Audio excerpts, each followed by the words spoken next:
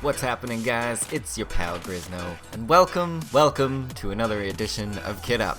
This is, of course, my weekly Battlefield weapon review series where you guys get to choose my entire loadout, and then I give you my honest opinion on everything. Keep in mind, these are my personal feelings about these weapons, and if I say something you don't agree with, then let's just be adults about the whole thing and agree to disagree, alright? Alright. This week's kit I'm going to dub the CQ Super Beast Engineer class because top to bottom, this kit I'm running with right here is nothing short of amazing for close quarter battles. That is why this episode features gameplay taken from the Dragon's Teeth maps only. And this kit was suggested by EMAD-IV, or EMAD the 4th, I think it might be. That sounds a little more regal and cool, so I'm gonna go with that. He suggests the AS-VAL with my optic of choice, so of course I chose the Reflex Red Dot, my personal favorite. For the grip, I'm rocking the Stubby, but I didn't have the tactical light unlocked for the AS-VAL, so I ran the laser light combo and just kept the light on. I don't know why I didn't just run the flashlight, but, you know, whatever, don't worry about it. For my secondary, I'll be using the M9, quite a bit this time actually. And on the M9, I've got the Ghost Ring, Suppressor, and Tactical Light. To round out the class, I had to go a little rogue and fill in the blanks because EMAD the 4th gave me only one gadget, which was the MBT Law Launcher. So to fill in those blanks, I've got my little buddy, the Terrorizer, the EOD bot, Impact Grenades, and the Shadow Field upgrade to go with that whole stealth thing I got going on here. EMAD did, however, leave me with some pretty awesome instructions on his vision on how to use this class. And I thought his advice worked perfectly and was worded really well, so I'm just going to read it to you here. He says, with this class and decent recoil control skills come the 15 plus kill streaks and absurd kills. The gun kills people insanely quickly, with the tac light adding to the element of surprise in CQC. Long-range targets can always eat the MBT Law for dinner, I love that. As long as you've mastered the recoil, this gun simply shreds through people without even placing you on the minimap. And that's like my work done right there. I don't even have to say anything more in this video. He just summed it up perfectly. But I won't leave you guys hanging for like 6.5 minutes. Come on now, you know me better than that. When I first read that this class will bring me 15 plus kill streaks with ease as long as I had good recoil control, which I do, just saying, you know. I was kind of surprised though, not gonna lie. It's a pretty bold statement, but it's also 100% true. This class is easily a contender for like best stealth class in the game or something in my opinion, and for good reason too. The Engineer is probably the weakest class in close quarters situations as far as the equipment available to you goes, but the class-specific weapons, the PDWs, are usually shredders in close, and the AS-VAL is no exception. Taking a look at the stats from Synthic.com, the AS-VAL has a max damage of 30, yes, 30, and a minimum damage of 16. Rate of fire is a blistering 900 rounds per minute, and its magazine size is 20 rounds plus 1 in the chamber for 21 total. Biggest downfall of the AS-VAL right there.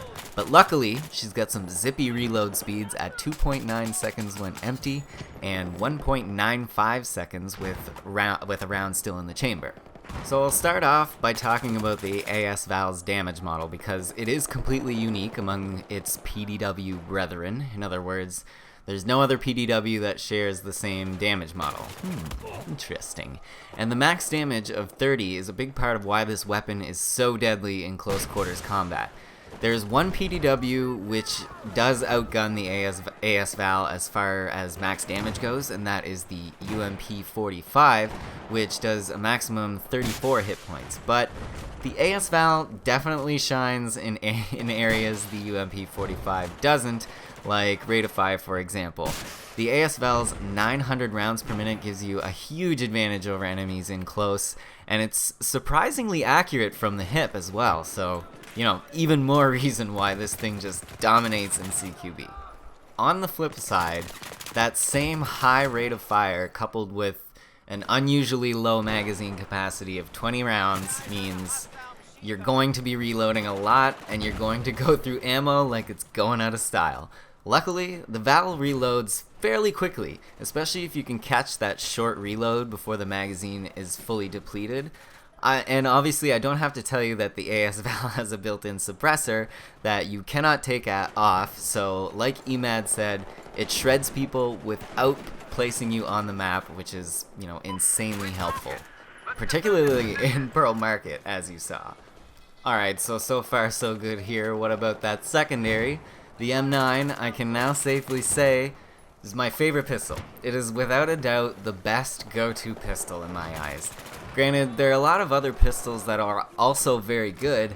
I just find the M9 just to fit my fancy for some reason. When I have this little fella at my side, disposing of multiple enemies at once is completely doable, as the M9's 16 total round capacity is more than enough. The suppressor and the tac light only add to the stealth and surprise element as well, and that's why I call this setup the CQ Super Beast NG. Now listen, I tried my best, I tried a few times to get some sweet EOD bot clips mixed in here, but it's rather tough to not get found out while driving that thing around on a Dragon's Teeth map, I'll tell you that much. So sadly, I don't have any Terrorizer clips for you guys, but the MBT Law launcher I wanted to mention definitely proved to be amazing, much to my surprise. I'm usually more of an RPG or SMA guy.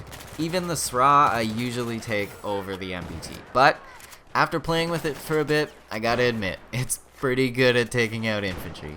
And it's definitely useful to have with you when running a silent close quarters loadout much like this one. I managed to put it to good use, a couple times, and it even netted me a couple double kills.